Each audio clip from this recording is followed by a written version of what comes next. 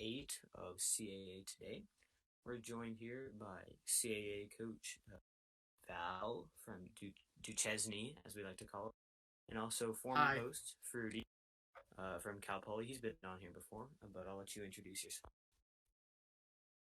Hi. Hello, hello. All right, and I'm going to pass it over to Comish and Bernie here to get started. So we had our last out of conference week here in week 8. We'll recap the action and turn our attention back to conference play here in week 9. So the first game to recap, Illinois State taking on Delaware.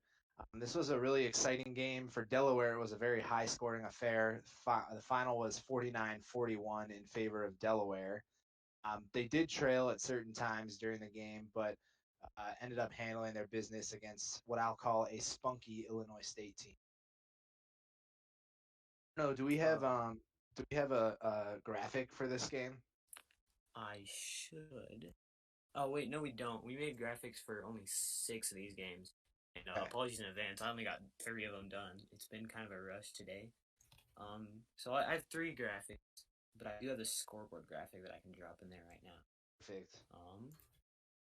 Let's drop that bad boy and oh, all right. But yeah, good win for Delaware, beating Warri from Illinois State, make him leave the server for a little bit. Pretty funny to watch. Keeps the train rolling for them, and yeah, good wins all around. Next up, we had Houston Baptist against Delaware State. This game got some national attention because of the way that it unfolded and the way that the scoreboard got lit up by both teams. Um, Matt could be accused of running it up. I'll let him defend himself here. But F-Man could also be accused of letting him. We did our best to explain the pattern that Matt was exploiting, and F-Man did not make.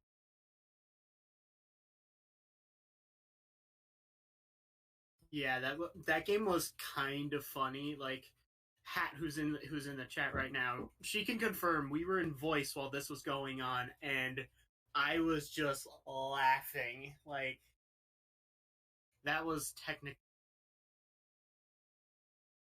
Yeah, another game for the young Houston Baptist coach who gave up another big amount of points. Obviously, Incarnate Word was kind of a mess, but to give up 106 points in a semi-legit game, kind of crazy. Yeah, this game was kind of. I've never had this much luck chipping under 40 in my entire. I think it's 14 games I've coached. Throw in 3 pick sixes and 6 interceptions, and his inability to move the ball past um, after about the halfway point in the third quarter. It was just. I was not expecting to go 70 straight points, but I thought it would be closer than it was. This game on the docket, we had San Diego against Duchesne. We are fortunate enough to be joined by the coach of the Fighting Cats, Val. And Val's been saying that she had her mojo back, and it showed taking down a very talented San Diego team this week. Yeah, I'm very much a confidence player. Like I was on a bit of a losing streak, but I felt we had shown enough in the previous week against YSU that I felt we could go out and we were closer to where we needed to be. And then this week we still obviously have some work to do. Like defending is just kind of optional with us, but really the big moment was I knew I was getting the ball back after halftime, and I managed to score a touchdown with like 15 seconds to go in the first half, and that was kind of what put the game away. I got to give Canner some credit because he fought back. I think he pulled it to within one score in the fourth quarter, but we managed to get a stop and hold on for dear life. So yeah, that's a good win for us. It gives us something to build off of, and hopefully we can keep going into Morgan State this week. Yeah, from the Big Sky point of view, Canner is definitely a solid coach and a solid player. I'd gladly admit that I am a little scared to face him week 12, especially seeing all these performances he's putting up. But putting up 56 and winning by 2 scores is a good way to sum up that week. Next up, we had Eastern Illinois, home of Tony Romo, taking on James Madison. JMU almost pulled off what would have been a big time upset. EIU is a really good squad, but Dorr came up just short in that matchup. Oh yeah, there's a lot. There's a lot to go through with this one. EIU was up something like 28-7 at one point. Got lucky on a couple defensive plays. Carried through an offense in the second half, and then there was a whole timeout incident at the end of the game after I got an onside kick. I recovered the onside kick, and then I was like, I had a timeout left that I didn't know about because I thought I'd used them. But anyway, yeah, the timeout, I commented under the ref's post, and that became a whole meme. This is a year of memes for me. But then I fell short. I was like 35 yards short at the end. But honestly, a good showing for to go all the way against that 25 ranked EIU squad. That's definitely going to be rising this week. Oregon State took on Texas Southern this week. It was a matchup of two 4-3 teams. Unfortunately, Ryland fell just short.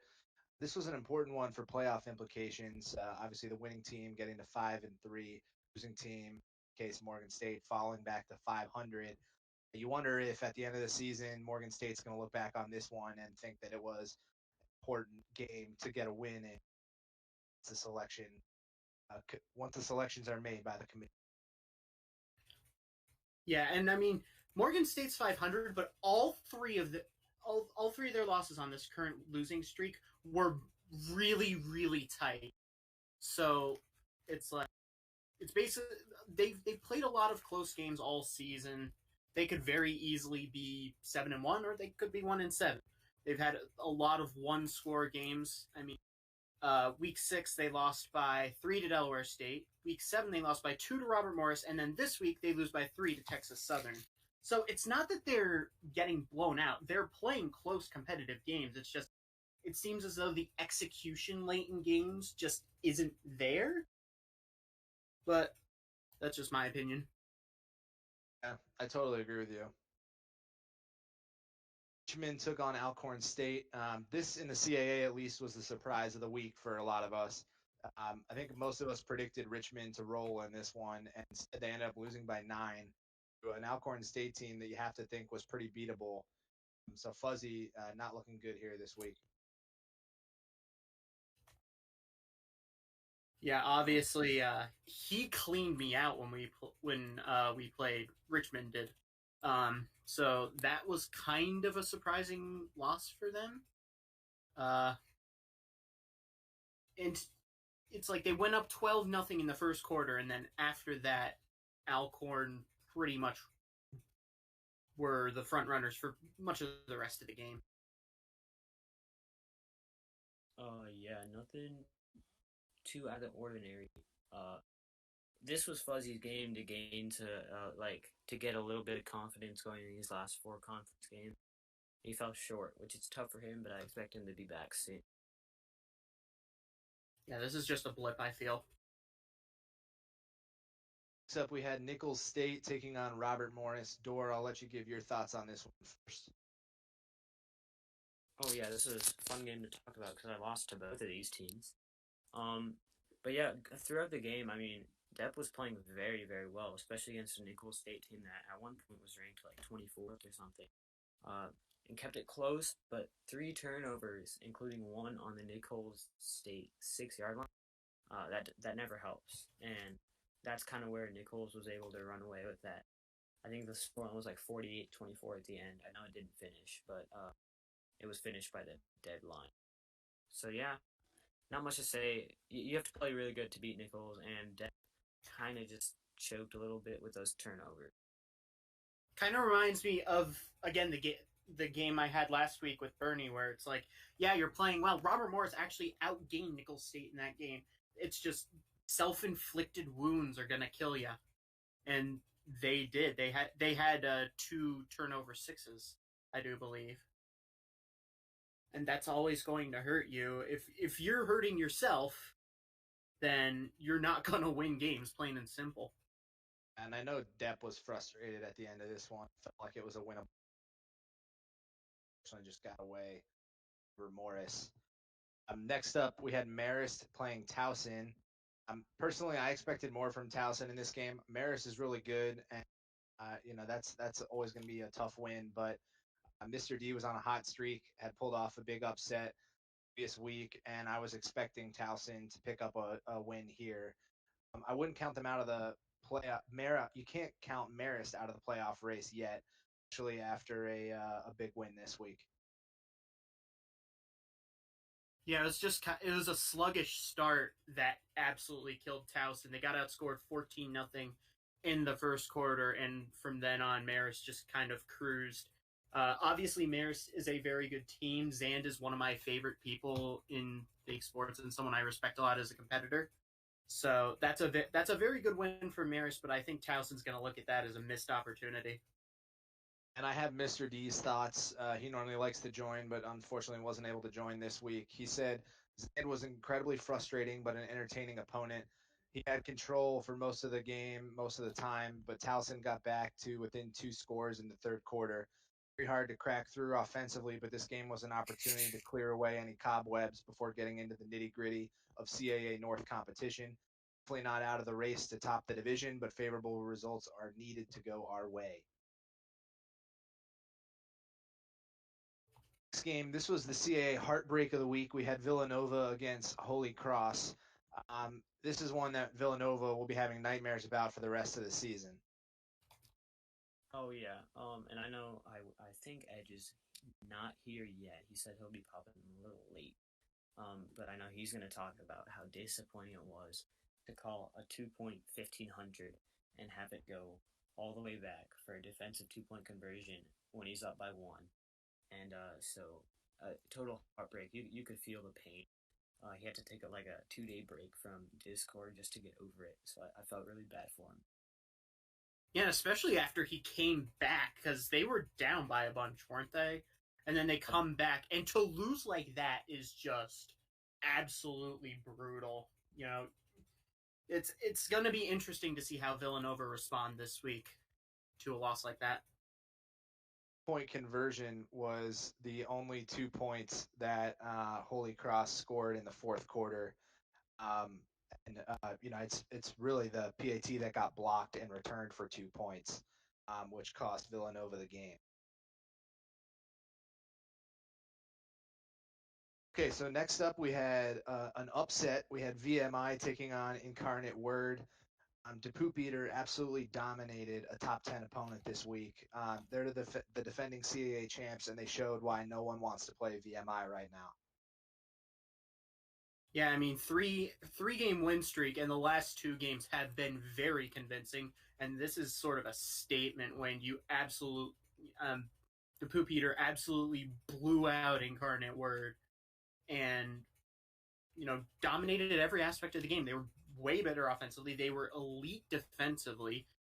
They forced a lot of turnovers, and that is a complete sort of 28-minute performance from the Keydets. So they're on fire, and anyone in the CAA who is playing them in these last 4 weeks is probably a little bit terrified. Oh yeah. I'm not a coach's poll voter, so I'm not as esteemed as the selection committee. But I will be ranking VMI, even though they are 4-4. So yeah, just food for thought. They are the hottest team in the FFCS right now, other than like Bethune-Cookman and MVSU, but no one cares about them really either. The next game on our docket, William and Mary took on Morehead State. This was another top 10 team taken down by a CAA foe this week. William and Mary probably going to get into the top 25 this week, or at least I think they should, despite the fact that no one's really talking about them because Bobo doesn't chat a whole lot on Discord outside of the CAA chat. But William and Mary with a really good win over a talented Morehead State team. 33-20 was the final there. Oh yeah, and good on William and Mary to adjust. They were originally scheduled to be playing Keogh at Jackson State, And Keto, very good coach, but Moorhead is also a very good coach, top 10 coach for Moorhead State. And yeah, William and Mary is severely underrated. They're not going to get ranked this week. I can tell just by the inactivity of Bobo. But I will be ranking them, and I think they should be ranked. Final game Yeah. from the CAA. Oh, sorry. Go ahead. No, I was just agreeing with the point. You can go on. Sounds good. Final game from the CAA in Week 8. We had Youngstown taking on Montana State in the OTC. This was the third of 3 top 10 foes defeated by a CAA team. YSU had a 14-point lead that slipped away in the second half. Montana State had all the momentum in fourth quarter and got the ball back 1 second left in the game. And it proved to be an important second as the YSU defense forced a fumble and returned it for a touchdown on the final play of the game to squeak out a victory at Progressive Field. Yeah, this is an entertaining one to watch. Looking from my conference, looking at our conference leader taking up the charge against the CAA. I thought I was going to be in this game, to be honest, but it ended up being that I played 2 winless teams and struggled against both of them. So Youngstown and Montana State really gave it a good show, and I can't help but wonder if it's going to affect Montana State heading into next week, because they play the returning Idaho State coach, Kenny, and then have 3 not exactly easy games against a slow Eastern Washington and then Sac State and Montana. So 6-2 in 6-2 in total, 4-0 out of conference. In conference. Yeah, that was 2 top 5 teams, and it was definitely living up to the hype. I mean, when it comes down to the wire like that, it's very much what you expect. It's a very good team versus a very good team, and Montana State had that big comeback in the fourth quarter, but Youngstown State capitalized on a mistake. Plain and simple. Yeah, I think everyone here is a card holder, as we have recently released this week. But for that game, total pandemonium is the word. At the end, everyone just sees the fumble recovery for a touchdown, and that was kind of crazy.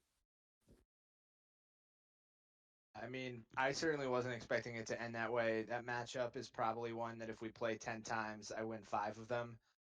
And just, was fortunate that this happened to be on my half of the coin and not Montana State's. So I'm hoping I don't run into them again, later this season or in future seasons.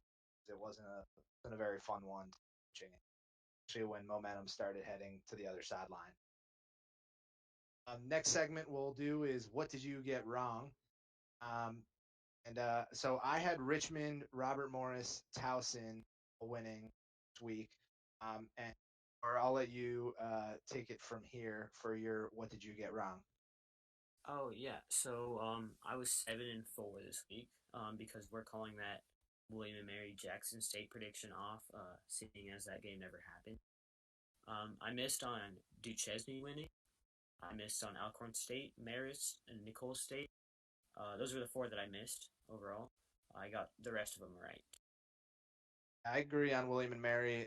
That one is a push, and I also picked against myself, so that was another one that I got wrong. All right, it's time for CAA Coach of the Week. I'm giving it to Bobo this week. He had the last-minute schedule change from Jackson State to Moorhead State and handled the top 10 opponent. It was a relatively easy game, didn't come down to the wire, so Bobo, showing his mettle, gets Coach of the Week for me. Yep. I'm right there with you. After that coaching change, not an easy thing to deal with. So yeah, it's got to be Bobo. I'm also going to agree with you. I'm going to go with Bobo. I'm going to differ here from you. Everyone's favorite in CA, the Pook. He beat a really good UIW. He's there at VM. Yeah, I'm actually going to agree with Edge on this one because, it was also, I believe, a top 10 opponent, and that was a convincing win to sort of keep the momentum going After a sluggish start, the VMI Keydets are currently probably the hottest team in the CAA. Yeah, I'll make it a split there by also agreeing on VMI because it's tough to get into that groove once you started in a rough patch, and he really has got back into that groove and he's winning games. So I'd be scared of him. I agree. No one in the CAA is looking forward to a game against VMI. That's for sure. Or you want to take it over here for stat of the week and player of the week? Oh yeah, of course. So stat of the week. First off, we have two of them. This week we had the CAA take down 3 of the top 10 teams in the YSU MSU game. Uh, William and Mary beating Morehead State, and then VMI's resounding upset against Incarnate Word. And then I have DSU scoring. I thought it was 69 straight points, but I'm hearing it could be 70. So one of the two. One of them is very nice. One of them is almost nice. Um, they scored, yeah, that straight points against Houston Baptist. I think 3 of them were pick sixes as well. Great defensive showing from Delaware State, who is not known for the defense. And kind of going along with that, player of the week this week, they are both going to be Delaware State players. As I drop this one into the chat, uh, Delaware State's quarterback, Terrell Frank, true freshman, has been on his game this entire season, leading the CAA in passing yards, throwing for 6 touchdowns this game, and only 1 pick. This is the first time we've seen a defensive player, that should say Delaware State, sorry, for Delaware State.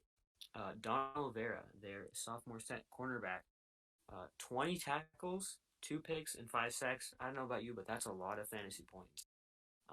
So yeah, it's got to be both DSU players for Player of the Week and power rankings time. I'll pass it back to Bernie. So, do we have a graphic for power rankings here? Yeah, we do. I'm on that. Perfect. So the coaches voted again this week. Youngstown State main for one spot, 60 points, followed by the team that has defeated YSU this season, Delaware in second. William and Mary, after their strong showing, third. VMI, I believe this is the highest they've been since early in the season, all the way up to fourth. Villanova sits there at 5. Delaware State 6. Mr. D in Towson slips down to 7. Oregon State in 8. Chesney at 9. The Richmond Spiders fall to 10 after their loss. Robert Morris is in 11th. And James Madison in 12th. Don't have much to add here. Just like I know we covered this last week, but it's our second week. We're doing no ties. So you can see that Robert Morris has the same amount of points as James Madison, but Robert Morris got 2 10th place votes while I only got 1. So kind of using that, I put Robert Morris ahead of myself, and the fact that he beat me earlier this season, that kind of played into it as well. It shows the depth of the CAA that a team like Morgan State, which was ranked earlier this year, is sitting there at 8th. A team like Fuzzy and Richmond, who we all thought is a really good coach and still think is a really good coach, just had a tough week, falls all the way down to 10th.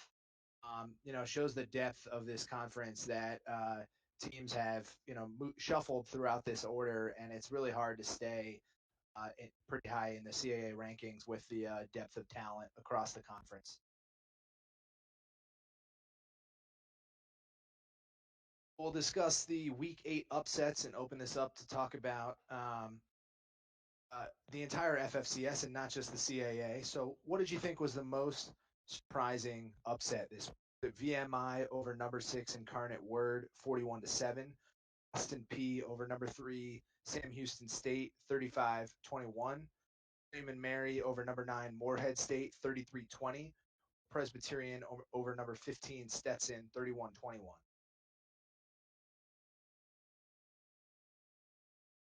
I actually went with BMI over Incarnate Word here. Purely for the scoreline, top 10 team shouldn't be losing by 30 points to unranked. And, after Incarnate Word put up so many points last week to get held to 7, it's a no doubter here for me. For me, I'm agreeing. Kind of sticking with the conference bias here, but it's got to be VMI over UIW. But Austin P over SHSU was a very close second for me, just because seeing SHSU fall is very surprising. And then in third, I ranked Presby over Stetson, just because Presby is like 1-7 now. So good to get his first win for Presbyterian. Tough loss for the Hat. I'll agree with you that I think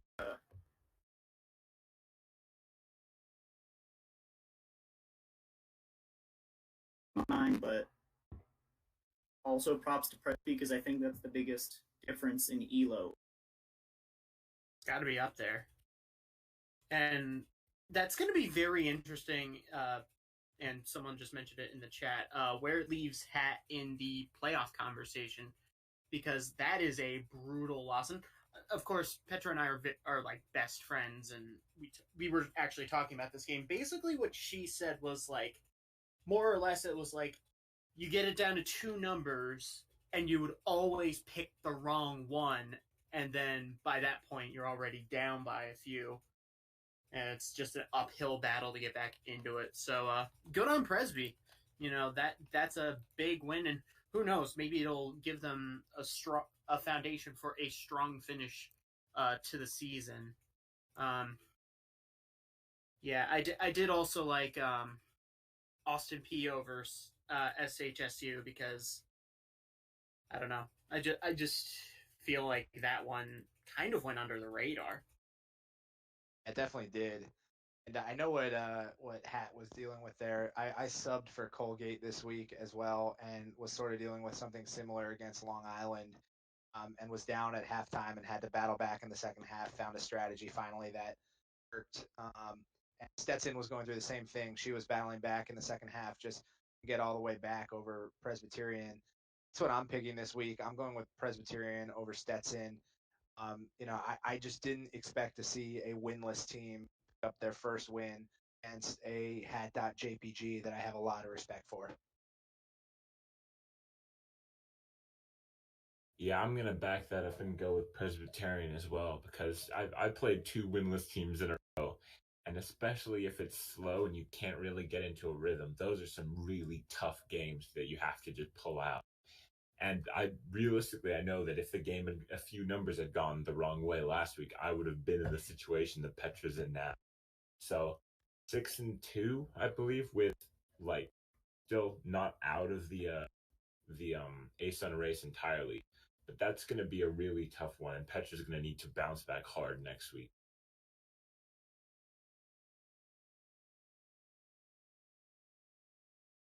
Everyone's favorite segment is Contender and Pretender. My contender this week is William and Mary. I talked about it earlier. Bobo's been flying under the radar, picked up a huge win. I think he deserves to be ranked this week. So I'm going to give him my contender of the week. And my pretender of the week is Stetson. Was asking at where we think Stetson falls in the playoff discussion now.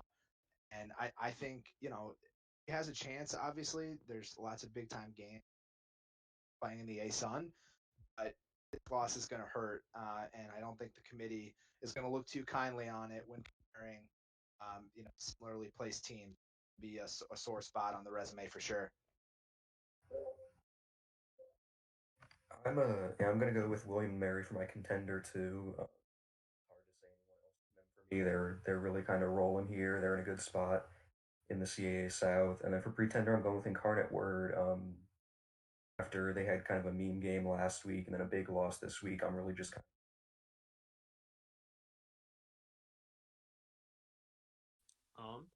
I am also. My contender is a little different. Sticking in the CAA South, but I'm going with. Who am I going with? I had it. I'm going with VMI. That's correct. The Keydets, because they are such a hot team right now.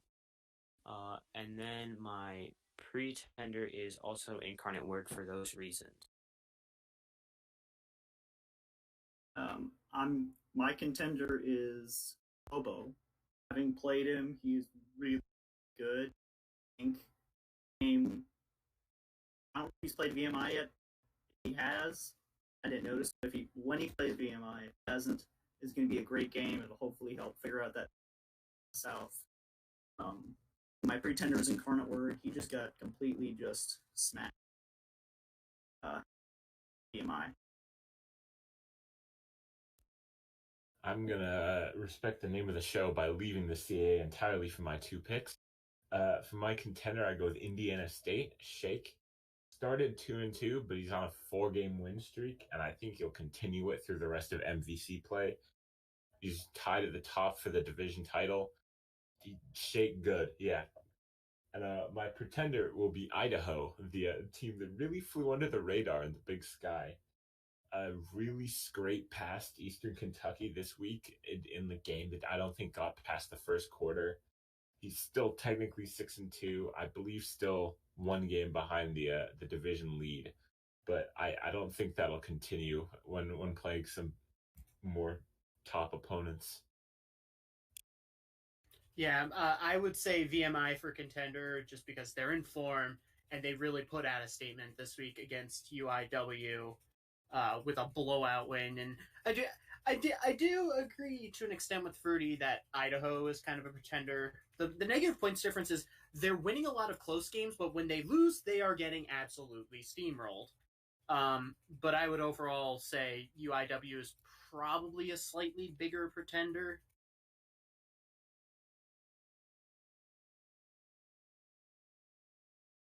And now we will turn our attention to Week 9. Back in conference play here, and for the CAA, the Battle for Appomattox resumes this week. We have two Battle for Appomattox matchups. Or more next week. We'll wrap things up. Currently, it's a 6-6 draw through 2 weeks of Battle for Appomattox play. The South has a 13-point advantage, which is the tiebreaker event that the games are tied up at the end of this thing. We'll go through the games and make our picks. MI at Delaware is the first game on our schedule. This is the CAA game of the week. VMI is one of the hottest teams in the country right now. They've won 3 straight. We've talked a lot about their 41-7 upset of Incarnate Word last week.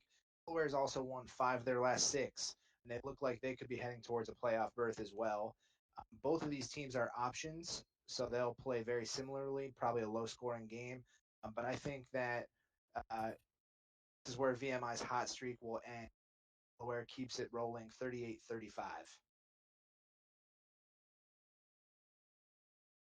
Yeah, I think this is going to be a really good game. VMI is Delaware is closing back in on a top 10 spot again. Um, but I think Delaware is going to keep it going and win in a low scoring 21. This is also my pick for game of the week. Both teams have been playing incredibly, but I'm gonna go big win for VMI in a reality check for Delaware. This is my pick for the game of the week also. I think Delaware wins extremely close, 24-21, and this should also help solve an issue of the current 3-way tie in the South Division, which is between VMI Delaware and William Mary. The loser of this game will drop back and join me in second place. So they won't be out of it, but I think it'll still be a really good game. Yeah, this game's a coin flip, isn't it? It's two very, very informed teams. Delaware is on fire. VMI has gone thermonuclear and just made a statement last week. I think it's going to be a one-score game. If pressured, I would say VMI, I guess, simply because you're coming off a blowout win over a top team. That confidence kind of can be a springboard. But again, I expect this to be very close. Yeah, this one's going to be important for both teams, especially in the run-in to the Colonial South title. Both teams 3-1 in conference, with that William and Mary right up there as well. And it remains to see. I think Delaware, even if they do lose this one, could shoot for an at-large, but I don't think VMI can. So this is going to be that big one. DePuy needs to show up well, and I think he will. Next up, we have James Madison taking on Delaware State. This is a really tough game for me. I picked the over in odds makers this week on this one. That's about the only thing I'm sure of in this one. It had a really wide margin of victory in the win last week. James Madison has had a decent season, better than their record shows. I think this one's going to be close, but I think that Matt will win this one 45-35.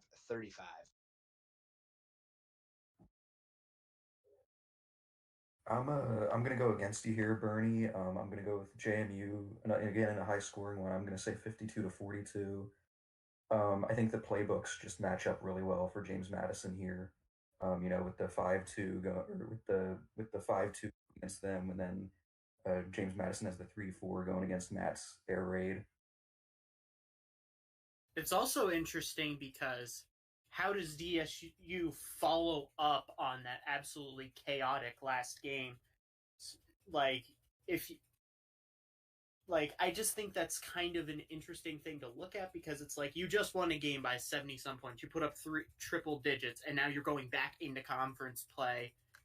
Is there maybe some, you know, is there maybe some resting on their laurels? I don't think there will be, but it's something to think about.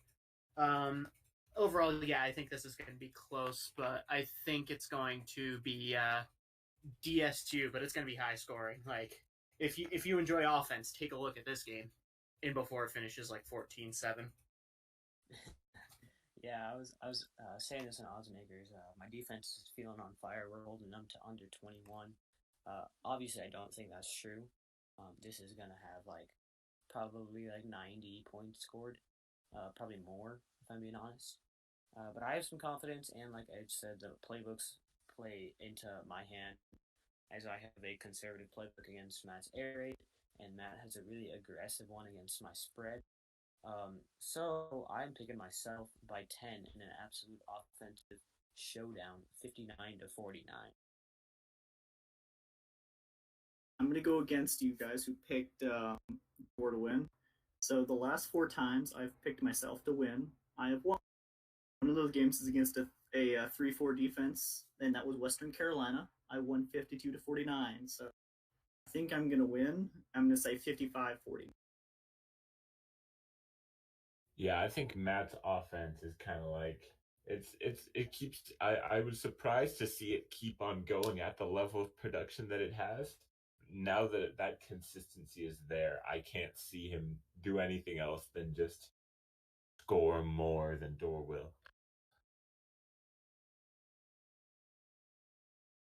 Next game we'll discuss here is Duquesne at Morgan State. Morgan State this week gave up a lead in the fourth quarter. Val has her mojo back. I think this one's going to be a high-scoring, close game, but give me Duquesne in an upset, 49-42. I mean, if I could speak for myself, it literally depends on which one of me shows up. I think, coming off last week, I'm a little bit more confident. So I think I like my chances this week, but obviously Morgan State is a pretty solid team. And they've been playing a lot of really close games. As I said before, they could easily be 7-1 if they were, executing late in games and, but yeah, I like my chances. I'm not going to pick obviously because I'm literally playing, but I like my chances, but it's not going to be easy. But which one of me shows up? Is it the me that, push YSU to the wire, push Stetson to the wire, beat Valpo, beat San Diego, or the one that got absolutely curb stomped in back-to-back weeks by Holy Cross and Richmond? Still have nightmares about that first version of you.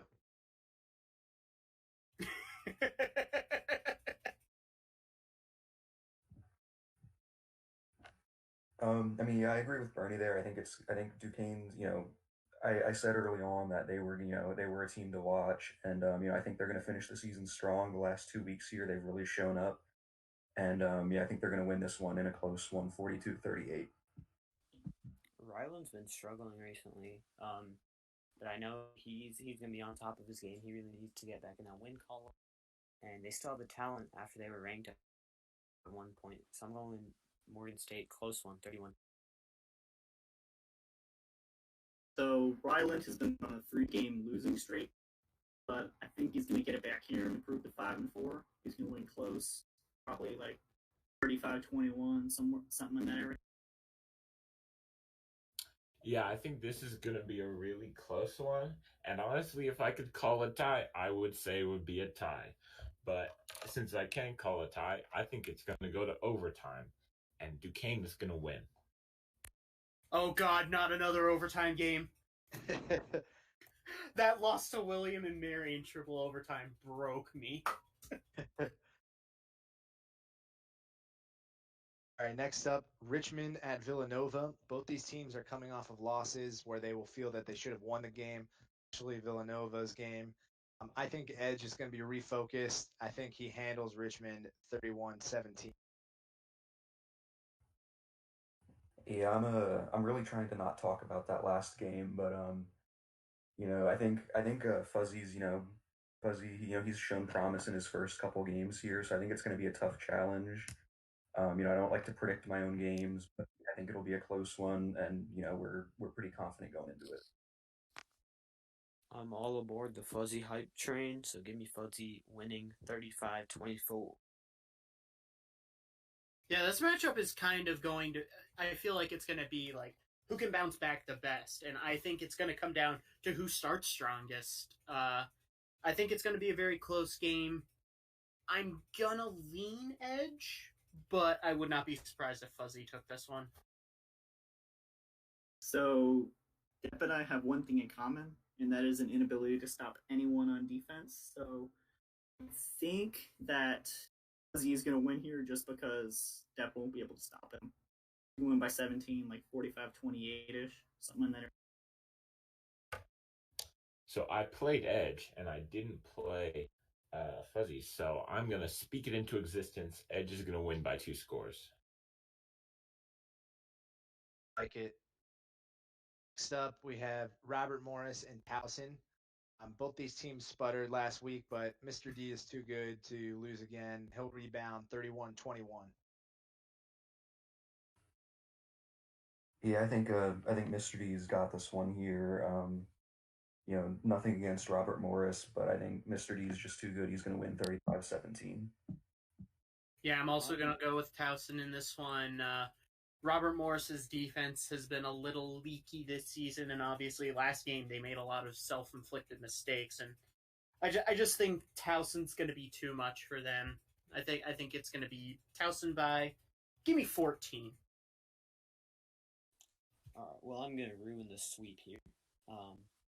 I'm gonna go with my fellow CAA bottom feeder, Depp, and predict a close victory, 24-21, in a game where Robert Morris' defense finally shows up, 2/3 of the way into the season.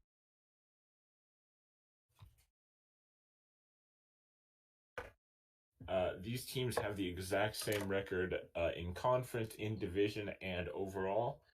And that really shows they're just the same team. So how can someone win or lose if you're just the same team? So the Towson's gonna win by a score. Hey, are you predicting nothing but ties in the CAA this week? That's kind of what it seems like. I think that's a reflection on the parity of the CAA. Yeah. All right, and last but not least, Youngstown State travels to William and Mary. Bo's quietly built an impressive resume here with back-to-back wins, including against number 9 Morehead State. They might be just outside the top 25 this week, but that doesn't mean that the Penguins are sleeping on them. They're looking for a statement win, continue a really difficult 5-week stretch to end their season. And Mary, the last 5 weeks, has Morehead State, Youngstown State, VMI, Delaware, and Richmond. I think YSU has it rolling right now, coming off 4 straight wins, and we come out of this brawl with a 35-31 victory. Yeah, I'm also going to pick YSU here just because it's like to end a game like you did last week, like you can take that momentum into this week. And I think, I also think YSU is a better team than William and Mary, but I think it's going to be close, but it's going to come down to the wire. And I think YSU tends to execute at least these last couple weeks fairly well late in games. You got the stop against me on that last drive, and then of course the pick 6 or whatever it was against Montana State. So I think it's going to come down to the wire, but I think give me YSU by a touchdown. Yeah, I think William and Mary has sneakily become a really good team. And a YSU loss would make the CAA North really interesting going into a Week 10 game against Villanova. But I think YSU is just too good and wins this one by a score or two. I'm gonna say that as good as Bubbo is, Youngstown State is probably the best team he's played all year. I think Bubbo keeps it close but loses 20-17. Call me the sweep ruiner, but I'm putting this game on upset alert because I'm picking Bobo to win by 10, ending 37-27. Yeah, I can't really agree with that. I think Youngstown is going to build off of a good win last week and 6 other good wins over the course of the season and get an 8th win.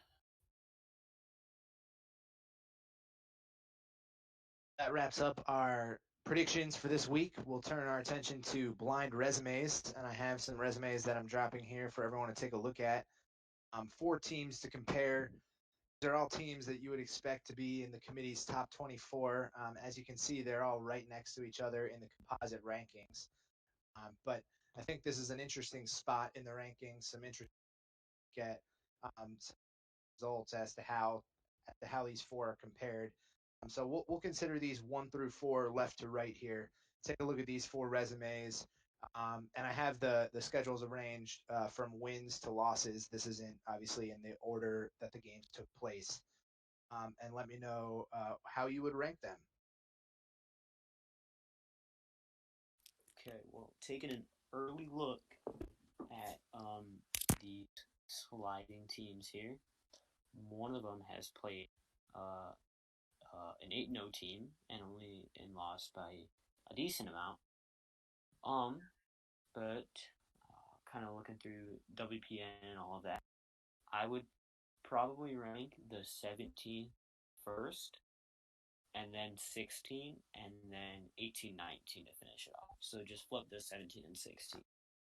You would go 2, 1, 3, 4. Yeah. Oh, are we doing numbers? Yeah. 2, 1, 3, 4. Give me that. Not as sophisticated as Ampersand on the A Sun show. I think he actually writes the number on the redacted area. That would have been smart, but I would say 1, 4, 2, 3, and I don't know why. It just feels like the right thing to do. 3, So 3, I like their SOS, but they haven't beaten a team in the top 25 or in the first quartile.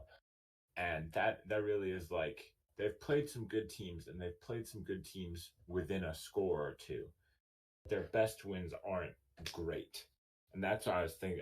One is definitely I feel like I put them at the top. They're definitely deserving of that. And it'd be pretty close between 2 and 4, but I'd put 1, 4, 2, 3 ultimately.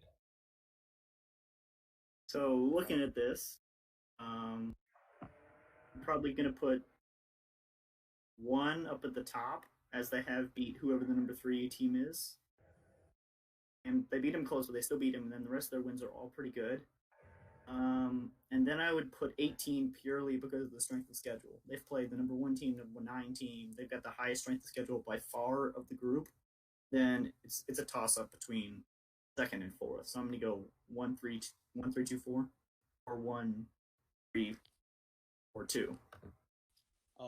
And something I just noticed, I put 2 at first because I like their first quartile wins, how they were able to prove themselves twice. But if you look at Team 3, their next 2 games are against the number 4 and the number 28 team. So if they win these next 2 games, you could see them shoot up a ton, and they would definitely be a number 1. But right now I still have them at 3 just because of that SOS for now. I'll Yes. go ahead and go ahead. I was just gonna say, first looks, the first number 1 team there has the best win by far. I think there's no doubt they're going first. I actually think I know who that is too. But and then I guess I got to go with. I don't know. I'm just looking. The other 3 definitely are kind of more together than the first one.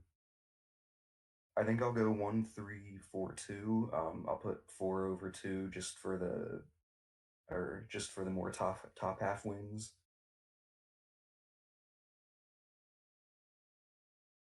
I think it's interesting because it really depends on what you're looking at, whether it's like their top win, whether it's their worst loss, whether it's their overall strength of schedule. You can make an argument. It seems to be that the consensus is number one is in first place, and then everyone kind of has their opinion on the other three. I'll reveal who these teams are from left to right. We have Delaware, Indiana State, and Bryant.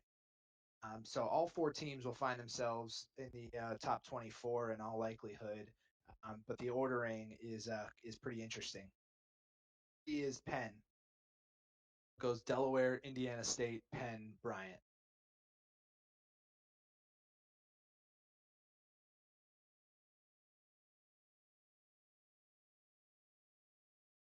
Right, and last but not least, we have some listener topics to discuss this week. Brought to you by Naki's Fellas Fighting Federation. Einstein asked, what team not within at least one game of their division lead has the best chance of making the playoffs? I think it's Bryant. They're 2 games back in a loaded New England division, but they're 6-2 overall. And if the playoffs were to be held today, I think they would be in. So I'm going to go with Bryant. Yeah, it's definitely down to either Bryan or Penn. I think they're easily the best two teams who somehow aren't at most a game behind. I'm gonna go with Bryant too, just for the slightly better record. Right there with Penn though is Yale, and that's my pick. They were a top 5 team at one point, so I'm going with Yale as the best chance to make the playoff. I'm gonna agree with I think it's Bernie on the Bryant thing. And I also think Chattanooga has a shot to get into if they get hot down the stretch. For them in there. I'm gonna go with what I think is a more slept on areas in the out of the Dick. UT Martin 6-2, but they are 2 games back. I think if they can get 3 or 4 wins out of their final 4 games, they should easily be able to sneak into the at-large spots.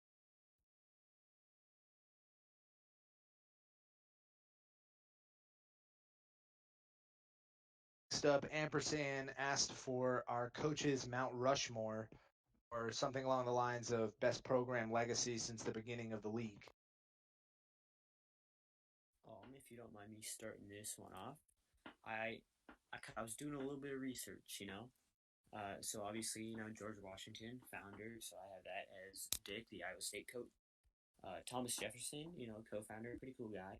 I put Baba there. Abraham Lincoln, freed the slaves, another pretty cool dude. I actually put Rins there, and I know that's kind of like a toss-up, but he was like the FCS president for a little bit. And then the last one, Theodore Roosevelt, pretty cool guy, did all the national parks and stuff. For FCS specifics, I would put that as shout out to the king. And then for gameplay, my 4 are Uga, Habes, Chase, and then whoever Colorado State was. And then they retired this season. I saw that in the yeah. So those would be my 4 gameplay ones.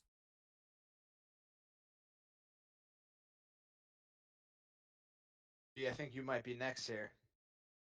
Yeah, I'd say a disgusting FCS bias, but I gotta just say Baba, Danny, because conference guy. He does a lot for the FCS, and Habes, and I guess Uga because he's kind of the scary oh god, he beats everything along with Habes. I mean, not as much now. I think he's lost like 3 of his 4 conference games in FBS. But I would have to go. You got to go Habes.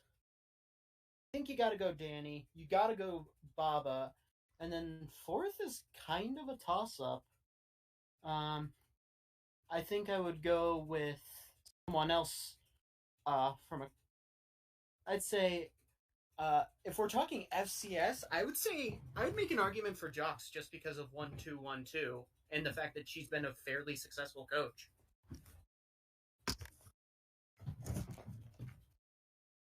I don't really have a whole lot to add. This is a tough one, and I think everyone's given pretty good reasoning on their Rushmore. I probably would have gone with some combination of the folks that we've mentioned here, for the reasons they've been mentioned. So I'll abstain from giving my own top 4. Yeah, I'll give a shot at this. So I'm thinking putting one person for offense, one for defense, one for stats, and one for special stuff. Stats is probably I'm going to say Jocks because of 12-12. Defense is Danny. Um, Offense I don't know, and then for just miscellaneous things / founding, I'll just go with Baba. Okay, well, that brings us to the end of our listener questions, which was our last segment. So this is the end of our Week 9 preview. I'd like to wish everyone good luck this week, and thanks to Val and Fruity for joining us on the show. We really appreciate it, and thanks to all of our listeners. Best of luck, and we'll see you soon. Peace out. Thanks for a good show. See y'all.